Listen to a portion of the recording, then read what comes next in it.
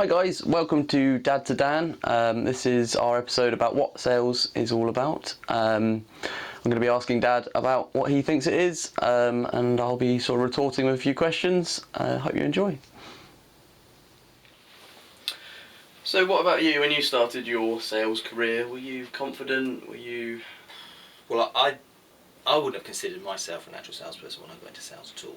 And we talked about that, and I don't think, because I was very shy at school. I was kind of well known for being quite quiet. I think my family would always call me shy, and I said so I thought, no way I could get into sales. But I kind of fell into it, and then realised that, like I just said to you earlier, that actually being I wasn't shy, I was just quiet as a natural person. And I think you get tarred with brushes in life, don't you? Sometimes it's shy, and that's kind of a negative thing. When for me, it was just the fact that I don't need to be the centre of attention. I'm quite happy. But what I was able to do is utilise that skill of just sitting there listening and kind of coming over as being respectful of the people that I was listening to. And that so you develop. So I've had to develop obviously skills on something that you have to be confident in certain situations, because you're going to come across people that aren't confident, and it's your job as the expert communicator, which is really an expert. I think sales is an art in verbal communication, because 9 times out of 10 of what you're doing is verbal communication. So if you need to understand that, and you need to understand how to interact with people. And that's a skill you can learn, and that's the great thing I think about sales. People sort of see it as, I can never do that, I can never do sales. When actually it can, and hopefully, from what we talk about and the series of videos that we're going to do, can help people get the confidence, 1, to have a go at sales, and 2, gain the skills that you need, which aren't that complicated. It's just a bit of practice. You can get the skills you need to be an effective salesperson. Brilliant. So, in selling, how do you know if you've got what it takes? There's probably people sitting at home and myself, and I'm looking at getting into the job. How do I know if I have what it takes to be a salesman? Well, you don't have what it takes. No, I think the thing is, sales is, there's a lot of preconceptions about sales, and often that comes from people watching,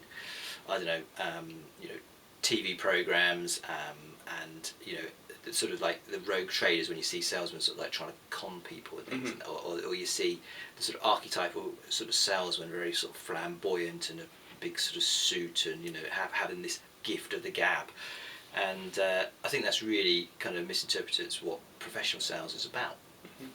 Really, to be a professional salesperson, it's more about listening than it is about talking.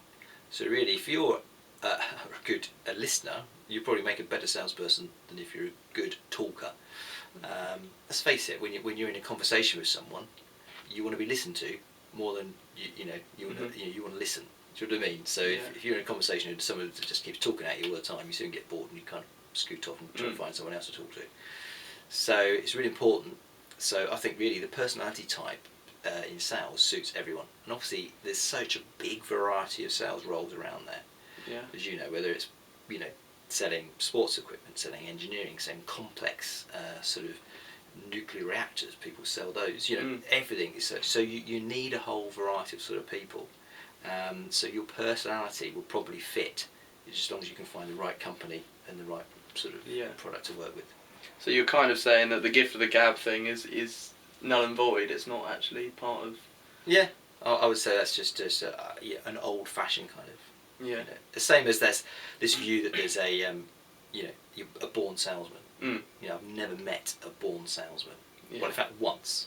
An interview. I was interviewing with a colleague, and this girl came on, and the first person I think I've ever could say that she was a natural salesman. We went through the interview process. I kept asking these questions, and the way she thought was really how a good salesperson should think. She'd never done sales before. Really? Did she get the job? No. So there you go. Right, hi. So obviously you're watching this vlog to learn more about sales and selling and all those sort of persuasion techniques used in sales and selling. So I thought it would be really useful for you to, recommend to you some resources, some books and some tapes and things like that I've used in my sales career to gain some knowledge. And I thought it'd be really good if I could give you a personal recommendation of some of the ones that I found really useful. And I suppose this is the first episode, and I thought, well, we've got to start from the real basics. One of the best books you can start with is this one called How to Win Friends and Influence People by Dale Carnegie.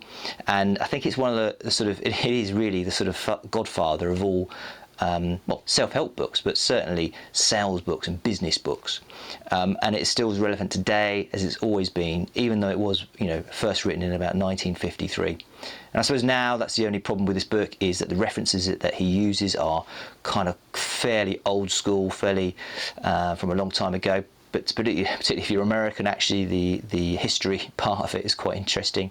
But actually the fundamentals of it, of how to win friends and influence people, as he describes, is really good. And that is such things as you know, being really smiley and friendly to people is one of the first starts, and that's a fundamental thing about sales. You know, go with an open face and an open smile, and be positive around people, because people want to be and deal with positive people. The other aspect, of course, is you know, things like remembering people's names. Really important. And the other thing is what he calls in here dramatising your story, dramatising your point to get it over better. And I think we call that sort of storytelling now. So in sort of marketing and sales, we would tend to say you've got to create a story. He calls that dramatising. So it's still the same thing. And the same thing about just getting on in business, actually. The points that he makes in this book are really good, such as, you know, admit your own mistakes before criticising someone else. It sort of softens the blow and gives people empathy with you, that, you know, you're not saying that you're stupid or don't because you made a problem. You're saying, well, we all make mistakes, I've made them, and this is one that you perhaps have made. So I think really as a starting point for just general business, not alone just sales, this is a really good book. So this is How to Win Friends and Influence People by Dale Carnegie, and I'll put a reference on. Cheers.